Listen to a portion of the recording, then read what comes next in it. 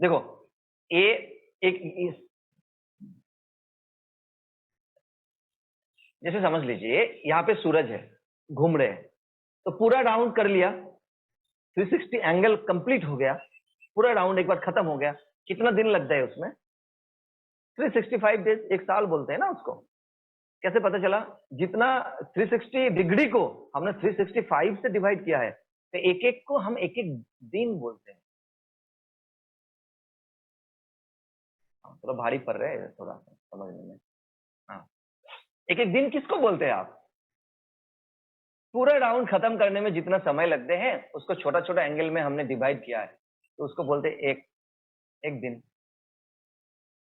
आप समझ लो, आप पूरा सौरमंडल को, गैलेक्सीज को ऊपर से देख रहे हो, ऐसे आंख इमेजिन करो, तो फिर वो समझ में आएगा अच्छे से। पूरा घूम गया तो फिर बोल रहा है चलो 365 से इसको डिवाइड कर दो, तो एक एक स्पेस, एक एक मतलब समझ लीजिए यहां से यहां तक गया, थोड़ा सा गया, सर्कल कंप्लीट नहीं हुआ, थोड़ा सा गया, फिर थोड़ा सा गया, फिर थोड़ा सा गया, ऐसे कंप्लीट किया, 365 से डिवाइड किया, तो वो एक एक जो डिग्री आया है उसको बोलते हैं एक दिन। इतना स्पेस। एक दिन को हमने 24 से डिवाइड किया, फिर एक एक घंटा आ गया। इतना तो पता है ना, एक दिन को पूरा 24 से डिवाइड किया, फिर एक घंटा आ गया। एक घंटा को आपने 60 से डिवाइड किया, फिर एक मिनट आ गया। फिर एक मिनट को आपने 60 से डिवाइड किया, एक एक सेकंड आ गया। तो जब बोलते हैं एक काल, टुमारो, अच्छा काल, तो काल मतलब क्या? मतलब आज आप सूरज के सामने हो, धीरे धीरे आप सूरज के पीछे जा रहे हो। इतना तो है ना। तो जिस जहां पे रात है, वो धरती जहां पे रात है, जो वहां पे कंट्री है जहां पे अभी रात है, वो सूरज के सामने आ जाएंगे। फिर काल, हम फिर से काल किसको बोलते हैं? फिर से सूरज के सामने आ जाएंगे, तो फिर बोलेंगे चलो ये टुडे है। तो मतलब क्या, जो बोलते हैं टुडे, टुमारो, यस्टरडे, मतलब सूरज के सामने आज है, फिर एक बार आएंगे, फिर उसको बोलते हैं टुमारो। ऐसे करके करके हमारा डे बनते हैं। मतलब क्या, जैसे हम समय बोलते हैं, समय नहीं है तो स्पेस ही बदलते हैं, जो खाली जगह है वो ही बदलते रहते हैं। समय तो कुछ नहीं है, समय तो स्थिर ही है, कभी बदलने वाला है ही नहीं।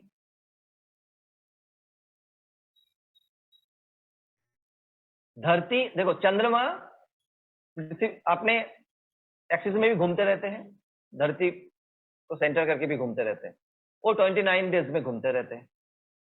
धरती घूमते हैं 365 डेज लगते हैं। अच्छा, सूरज, जो गैलेक्सी है उसको सेंटर करके पूरा सूरज के साथ जितने सारे ग्रह है, उपग्रह है, सारे लेके घूमते हैं पूरा, तो एक युग कहते हैं।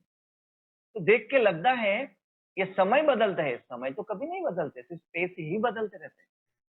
समय तो कभी कभी नहीं बदलते हैं। इसलिए भगवान कृष्ण ने गीता में कहा है, क्या कहा है? जो मैं समय हूं, तो कभी नहीं बदलते हैं समय।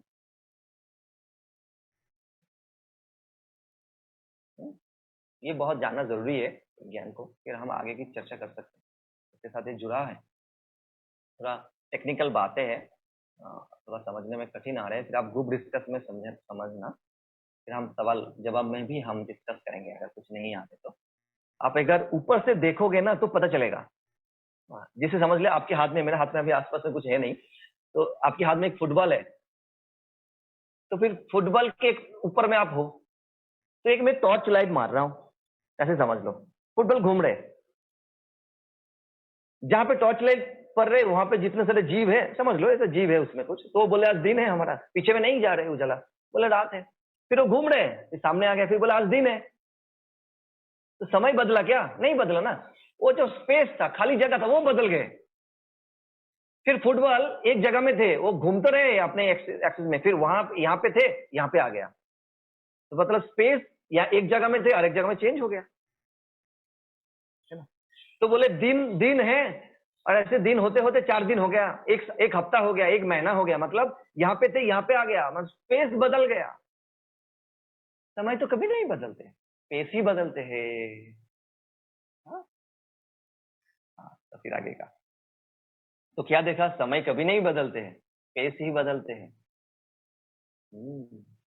और ये जो खाली जगह है, हाँ, बोलते हैं धरती पे कुछ भी दिखाई दो तो वो एक दूसरे को क्या करते हैं, आकर्षण करते हैं। तो ये तो है हमारा फिजिक्स में इसका कुछ होगा।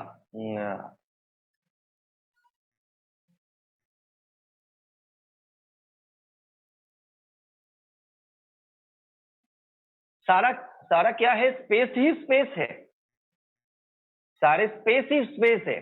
स्पेस को क्या बोलते हैं, देखो पूरा खाली जगह है ना, पूरा ब्रह्मांड, ब्रह्मांड में से 500 बिलियन गैलेक्सी, उनमें से हमारा ये मंदाकिनी आकाश गंगा बोलते हैं, उनमें से 250 बिलियन नक्षत्र में से एक ही है, स्टार में से एक ही है सूरज। सूरज को सेंटर करके इतने सारे ग्रह घूम रहे हैं, उनमें से एक धरती है थर्ड में, उनमें से हमारा एक 7 कंटिनेंट में से एक इंडिया, फिर हमारा स्टेट, फिर हमारा डिस्ट्रिक्ट, फिर हमारा सिटी या हमारा विलेज, और हम, तो इतने सारे खाली जगह है, खाली ही खाली है। तो साइंटिस्ट ने एक रिसर्च किया है, तो टैप किया खाली जगह कितना है, पूरा ये खाली कितना है, क्योंकि 5 जो तत्व है वो उसी चेतना का ही अलग अलग रूप है।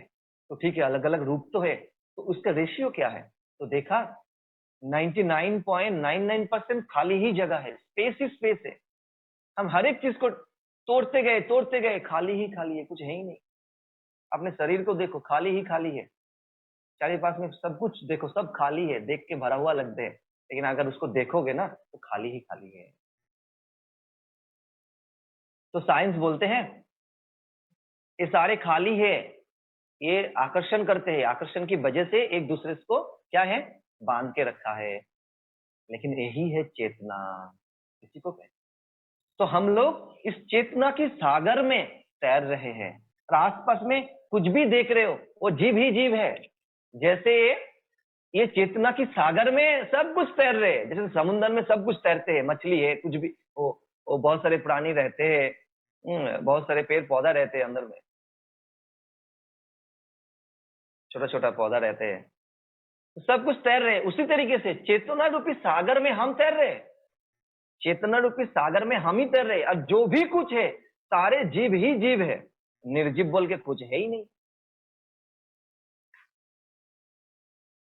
निर्जीव बोल के कुछ है ही नहीं। तो हमारे हाथ में अभी एक पावर बैंक है, ये भी जीव ही है, ये भी निर्जीव नहीं है। आपके आसपास में कुछ भी दिखाई दे रहे हैं, सारे जीव है, निर्जीव बोल के कुछ है ही नहीं। तो हर एक के अंदर प्राण है, हर एक जीव, लेकिन उसका एवोल्यूशन के हिसाब से वो समझते हैं। जैसे हमने उसको छुआ तो हमें अनुभव हो रहे, उसको भी अनुभव हो रहे। तो हमारा मुनि ऋषि लोगों ने, हमारा शास्त्र ने इसको अलग अलग योनिया कहते हैं। जैसे पहला है शिला योनि, उसके बाद आते हैं वृक्ष योनि, फिर कीट योनि, पतंग, फिर उसके बाद पक्षी योनि, फिर प्राणी योनि, फिर आते हैं मनुष्य योनि, बहुत बाद में आते हैं।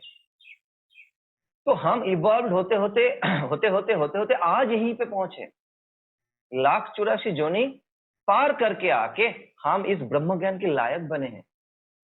बहुत बाद में मुझे ज्ञान मिला है, हम लोगों को इस ज्ञान चर्चा में बैठे हैं और इस पथ पे आए हैं, ऐसे गुरु मिला है हमें,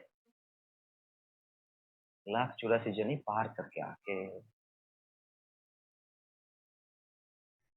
तो जो भी कुछ देख रहे हैं वो सब जीव है, और हमारा हर योनि में हमारा जन्म हुआ था, तो हमारा जीवन चल रहे हैं। जीवन हम किसको कहते हैं, जैसे जन्म होता है, हमारे साथ, हमारे पास में कुछ शरीर है, सांस है, कुछ समय के बाद हमारा मृत्यु होता है, क्योंकि जन्म होता है, फिर हमारे साथ शरीर नहीं है, सांस नहीं है, फिर जन्म होता है, फिर मृत्यु होता है। ये प्रोसेस चलते चले जा रहे हैं, ये प्रोसेस चलते चले जा रहे हैं, ये पूरा प्रोसेस को ही हम जीवन कहते हैं। जीवन मतलब पूरा सब कुछ है, सब कुछ मिला के ये जीवन है।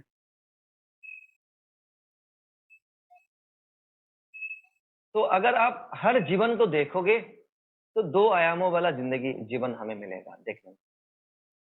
क्या है, एक होता है हमारा जो अंदर की जो दुनिया है, जो 7 लेयर से बनते हैं, हमने हैप्पीनेस कोर्स में सीखा है। शरीर है, सांस है, मन है, बुद्धि है, मेमोरी है, ईगो है, और बाहर की दुनिया होता है। जो व्यक्ति से, वस्तु से और परिस्थिति से होते हैं।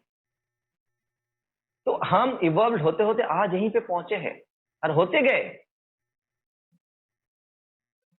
तो ये हम जो करने से हमारा जो इवॉल्व होने की जो प्रक्रिया है, हम थोड़ा स्पीड अप कर दे, वही धर्म है। इसको समझना, क्या करना है क्या नहीं करना है, हम कहां पे है, हम किस जगह पे हैं, क्या करना चाहिए, ये समझना स्वाध्याय है। और जिस प्रक्रिया के दौरान, जिसके माध्यम से हमारा जो एवोल्यूशन हमारा हो रहे, इसको हम थोड़ा स्पीड अप कर दे इस प्रक्रिया को, तो वही धर्म है। तो जो एक लाइन में अगर बताए, जो हम ये प्रोसेस ऑफ एवोल्यूशन में आगे बढ़ रहे, हमारा जो करने से हम आगे जाते हैं या दूसरे को भी इस प्रोसेस में आगे लेके जाते हैं, वही धर्म है। हम खुद भी जाते हैं और जो करने से दूसरे लोग भी जाते हैं, वही धर्म है। और क्या करना है ये जानना स्वाध्याय है। अपने आप को समझना, अपने आप को जानना स्वाध्याय है, और वो करना धर्म है। ठीक है, तो ये हो गया धर्म और ये हो गया स्वाध्याय। तो हम हर जीव को देखेंगे तो 2 आयामों वाला जीवन है, अंदर की दुनिया, बाहर की दुनिया। तो अंदर की दुनिया बनते हैं 7th लेयर से, शरीर से, सांस से, मन, बुद्धि, मेमोरी, ईगो। हम ये 7 लेयर का आज डिस्कशन करने वाले हैं। अभी मैंने स्टार्ट भी नहीं किया। तो फिर बाहर की दुनिया बनते हैं व्यक्ति, वस्तु, परिस्थिति से। तो अंदर की दुनिया बाहर की दुनिया को इफेक्ट करते हैं, और बाहर की जो दुनिया है व्यक्ति, वस्तु और परिस्थिति से निर्माण होते हैं, वो हमारे अंदर की दुनिया को भी इफेक्ट करते हैं। लेकिन हमारा जो बाहर की दुनिया का इफेक्ट होते हैं ना, अंदर की दुनिया जब बाहर को करते हैं, वो इफेक्ट बहुत ज्यादा होता है, वो बहुत ज्यादा कर सकते हैं।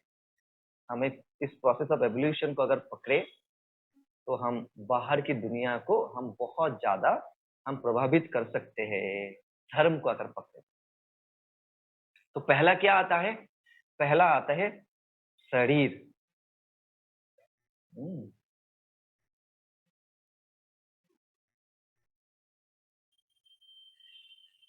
पहले आता है शरीर। बहुत इंपॉर्टेंट है, बहुत। आप लोग बहुत अच्छे से सुनना इसको। शरीर शुद्धि हमारा स्पिरिचुअलिटी में आध्यात्मिक का पहला चरण है आगे बढ़ने के लिए। शरीर को शुद्ध करना है। लेकिन शरीर तो अगर अशुद्ध हो, तो इस प्रोसेस ऑफ एवोल्यूशन में आपको बाधा आएगा, रुकावट आएगा। शरीर में अशुद्धि का मतलब क्या है? शरीर में अशुद्धि का मतलब है ग्रंथि उत्पन्न हो जाते हैं हमारा शरीर।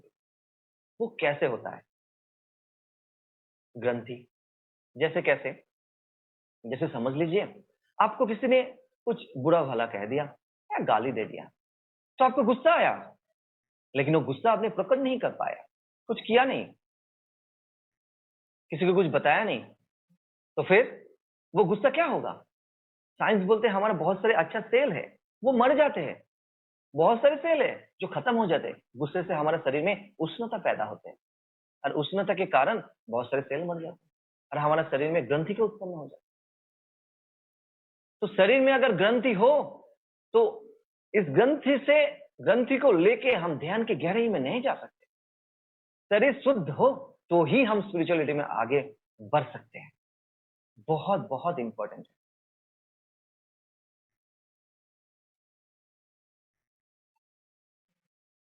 क्रोध में हिस्ट्री आ जाते हैं, बीमार हो जाते हैं। हमारा मन की कंपन से वो शरीर की कंपन होता है। मतलब मन में कुछ होता है तो उस शरीर में ग्रंथि उत्पन्न करती है। साइंस बोलते हैं 90% डिजीज अभी साइकोसोमेटिक है। वो विचार से आते हैं, थॉट से आते हैं। तो कैसे 90% डिजीज साइकोसोमेटिक होते हैं? वो मन की जो कंपन है, मन की जो नकारात्मकता है, मन की जो नेगेटिविटी है, वो शरीर पे असर करता है, तो ग्रंथि पैदा कर देता है। शरीर के ऊपर ग्रंथि आ गया तो फिर शरीर, ये शरीर आपको ध्यान की गहराई में, समाधि में नहीं लेके जाएगा। इससे आप आत्मज्ञान की प्राप्ति नहीं कर पाओगे। शरीर की ग्रंथि को विसर्जन देना चाहिए, खत्म करना है। पुराने ग्रंथि को खत्म करो, नया ग्रंथि को उत्पन्न ही मत करो, यही ज्ञान है। आप महावीर बुद्ध को देखें तो महावीर बुद्ध का मूर्ति ऐसे पत्थर का बनाया था, तो बोलते मूर्ति तो पत्थर का ही बनते, लेकिन महावीर या बुद्ध का मूर्ति पत्थर का ऐसे ही नहीं बना। उसके शरीर में सारे ग्रंथि खत्म हो गए थे, कुछ था ही नहीं, पूरा निर्विकार हो गए थे। एक दिन महावीर को किसी ने पत्थर मार रहे थे, तो बोले महावीर ने कुछ किया नहीं, कुछ बताया नहीं, महावीर ने कुछ मना नहीं किया, बहुत करुणा थे, बहुत दया थे। महावीर बहुत करुणा थे इसलिए नहीं बताया। वो करुणा शब्द आते हैं जो निष्ठुर होते हैं उनके लिए। महावीर बहुत अच्छे थे उस समय। अरे वो अच्छा शब्द भी आते हैं जो बुरे थे, अरे वो तो इससे परे थे। उसके शरीर में कोई ग्रंथि नहीं थे, उसकी प्रेम और करुणा के अलावा उसका कुछ था ही नहीं, वो चाह के भी नहीं बोल सकते। महावीर को सुना है कान में खिला ठोक दिया था एक बार ऐसे, तो उसके पास कुछ था ही नहीं। आप एक पेड़ को पत्थर मारोगे तो आपको फल ही देगा, जितना मारोगे फिर गिरेंगे ही, मारते मारते खत्म हो जाएगा, फिर वो गिर के फिर आपको बोलेंगे फिर खाओ भाई, पेट भरो, क्योंकि उसके अलावा कुछ है ही नहीं। तो जब हमारा ग्रंथि खत्म हो जाते हैं तो हम इस शरीर से हम बहुत आसानी से समाधि की गहराई में जा सकते हैं। हमारा इमोशंस आते हैं, विचार से भाव आते हैं, तो भाव की वजह से हमारा अंदर में ग्रंथि आ जाते हैं। शरीर में, हर शरीर में गांठें पैदा हो गए हो तो कैसे करेंगे? कैसे? शरीर में ग्रंथि है तो एक जगह में आप बैठ नहीं पाओगे। आप लोग जो हिल रहे हो ना, मैं आपको बार बार बता रहा हूं, हिम्मत हिलो, बैठ जाओ, कुछ नहीं कर सकते। आपके शरीर में ग्रंथि हो, कैसे बैठोगे? बैठ ही नहीं सकते आप दौड़ते रहोगे।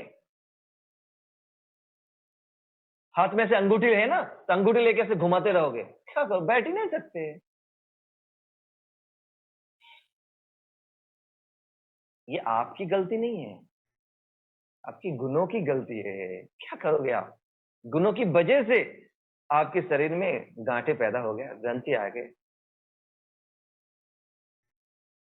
ग्रंथि आपको स्थिर नहीं बैठने देते। जो दो महायुद्ध युद्ध हुआ था, फर्स्ट वर्ल्ड वॉर और सेकेंड वर्ल्ड वॉर, उस समय में ऐसे रिपोर्ट निकाला गया था, जो बीमारी कम हो गए थे। अच्छा, और दिमाग की बीमारी कम हो गए थे, दिमाग खराब हो जाते ऐसे बोलते हैं ना, ऐसे पेशेंट भी कम हो गए थे। इतना जोर शोर से जो न्यूज आते थे वर्ल्ड वॉर के समय, तो वो सुन सुन के हमारे ग्रंथि भी विसर्जन हो जाते थे। युद्ध तभी संभव है जो हमारे अंदर में ग्रंथि है। नहीं है तो कर ही नहीं सकते हो। आप नेचुरलनेस पे आ जाओगे, आपके अंदर में करुणा, आपके अंदर में दया, आपके अंदर में प्रेम, यही जगेगा। इसके अलावा कुछ शब्द ही नहीं आएगा, कुछ गुण नहीं आएंगे। तो सारे ग्रंथि को खत्म करना है। महात्मा गांधी जब उम्र हो जाते थे, उसको देखने में बहुत सुंदर लगते थे। ऐसे कहा जाते हैं, महात्मा गांधी का अगर पहले का तस्वीर देखो तो इतना सुंदर नहीं लगेगा, लेकिन आप मरने से पहले 2, 4, 5 साल, 10 साल की पहले तस्वीर देखो, कितना सुंदर है चेहरा। इतने उम्र हो गए हैं, लट्ठी ले एक डंडा लेके चलते हैं, फिर भी शरीर कितना सुंदर है। क्योंकि शरीर में जब ग्रंथि खत्म हो जाते हैं तो आपका शरीर भी सुंदर हो जाता है, और उसी शरीर आप समाधि में गहराई में लेके जा सकते। आप इस शरीर एक साधन है, शरीर को छोड़ के नहीं जा सकते, क्योंकि हम बुद्ध नहीं है, क्योंकि शरीर हमारा साधन है। तो शरीर को अगर साधन बनाना है तो ग्रंथि को खत्म करना है। कैसे करे, कैसे बने ग्रंथि और कैसे उसको खत्म करें, ये जानना जरूरी है। शरीर बहुत मेहनत रखते हैं। जैसे हर चक्र में जो नेगेटिव इमोशंस होते हैं, वो नेगेटिव इमोशंस आपके शरीर में ग्रंथि पैदा करते हैं। इसीलिए आपने एडवांस कोर्स किया है ना, आप लोगों ने, जिसको अनुभव है, एडवांस कोर्स के बाद वाह लगते हैं, वाह, पता नहीं चला लेकिन बहुत खुशी का अनुभव हुआ। कैसे हुआ पता है?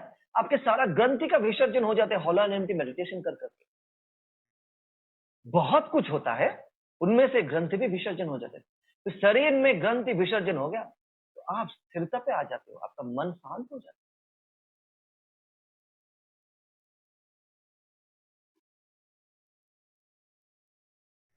आपने आपके अंदर में कुछ भाव जगा, भाव को प्रकट नहीं कर पाया, तो क्या करोगे? अगर गुस्सा आया, गुस्सा यार ऐसे मुस्कुरा रहे, हा हा हा हा हा, अरे मुस्कुरा के आप करोगे क्या? इतना गुस्सा आया, मुस्कुरा रहे, लेकिन वो अंदर में भाव आपके शरीर में ग्रंथि पैदा किया, फिर आपको स्थिर से बैठने नहीं देंगे ध्यान के समय। छटपट करोगे, छटपट, जैसे अभी नहीं बैठ पा रहे, ध्यान में बैठोगे कि सो जाओगे, नींद भी आएगा आपको, बताएंगे तो भी गुस्सा आएगा, क्योंकि वो ग्रंथि पैदा करने की टेंडेंसीज आपके अंदर हो गया है, उससे नहीं बाहर आ सकते। तो आगे में तो बहुत गहरा चर्चा होने वाले हैं टेंडेंसीज के बारे में, खाने के बाद करेंगे हम लोग। तो इसीलिए योगा करते हैं हम लोग, बाहर में चलते हैं, वॉकिंग करते हैं। अच्छा, जो घर में रहते अच्छा नहीं लगते, बाहर जाते फिर घूम के आते अच्छा लगते हैं ना। तो बाहर में जाने के बाद हमारा ग्रंथि खत्म हो जाते हैं, बहुत सारे ग्रंथि का विसर्जन हो जाता है। तो इसलिए बाहर जाना भी हमारे लिए अच्छे है। योगा करते हैं, प्राणायाम करते हैं, ध्यान करते हैं, इसकी वजह से हमारा ग्रंथि खत्म होता है। लेकिन क्या होते हैं, नया नया ग्रंथि का पैदा भी होते हैं, उत्पन्न भी होते हैं। इसकी वजह से सारे ग्रंथि खत्म तो होते हैं और दूसरे दूसरे एंगल से ये बनते भी है। तो खत्म होते हैं, बनते हैं, खत्म होते हैं, बनते हैं। इसके चक्कर में फिर और क्या होते हैं, शरीर मैल तो हो रहे, फिर धो रहे, शरीर मैला हो रहे, मैल हो रहे, फिर इसको साबुन लगाया, पानी लगाया, फिर से हो रहे। साफ रखो भाई, ये तो कभी नहीं होते। हमने गुरुदेव को देखा हो, गुरुदेव को चंडी होमा के दिन, जैसे चंडी होमा होते हैं, गुरुदेव ऐसे 3 घंटे 4 घंटे बैठे रहते हैं। ऐसे बैठ गया तो बैठ गया, पैर को हिलाता तक हिलाया भी नहीं, शरीर को एक बार ऐसे ऐसे, रीढ़ की हड्डी को एक बार ऐसे भी नहीं किया। गुरुदेव, मैं देख के हैरान हो जाता हूँ, भाई करते कैसे है? ग्रंथि नहीं है शरीर में, कोई विकार ही नहीं है, क्या करेगा? कभी देखा है ये गुरुदेव को हिलते हुए 4 घंटा बैठे? वो 4 क्यों, 40 घंटा बैठे रहेंगे, कुछ नहीं होने वाला। वो 4 जन्म ऐसे ही बैठे रहेंगे, कुछ नहीं। शरीर देखो कितना सुंदर रखते हैं। तो ग्रंथि को विसर्जन करो। सत्संग में आपको नाचने का भाव आया, लेकिन नाच नहीं पाया, अहंकार की वजह से। हम अहंकार का भी चर्चा तो करेंगे ही, क्योंकि मैं कुछ हूं, इसकी वजह से मैं कुछ हूं नहीं। अहंकार क्या है? जो अपने आप को अलग समझते हैं, वही अहंकार है। अरे सत्संग में आप नाचो, नाचने की भाव आया, नाचो। अब कि ये एक भाव की वजह से, नाचने की वजह से आपका ग्रंथि खत्म हो जाते हैं। तो ग्रंथि विसर्जन हो गया तो आप शांत महसूस करते हो। इसलिए कोई कोई लोग बोलते हैं ध्यान मुझे लगता नहीं है। एक सज्जन ने बता रहा था, ध्यान मुझे लगता नहीं है, ध्यान में बैठ के जाने के लिए ही हमें 20 मिनट लग जाते हैं। इतना ग्रंथ लेके बैठे हो, आप कैसे ध्यान में जाओगे आप? इसलिए बोलते ध्यान से पहले प्राणायाम करो, उससे पहले थोड़ा एक्सरसाइज करो, सूर्य नमस्कार करो, ग्रंथि को खत्म करो, फिर बैठो। आपका शरीर आपको साथ देगा ध्यान की गहराई में जाने के लिए। इतना इंपॉर्टेंट है।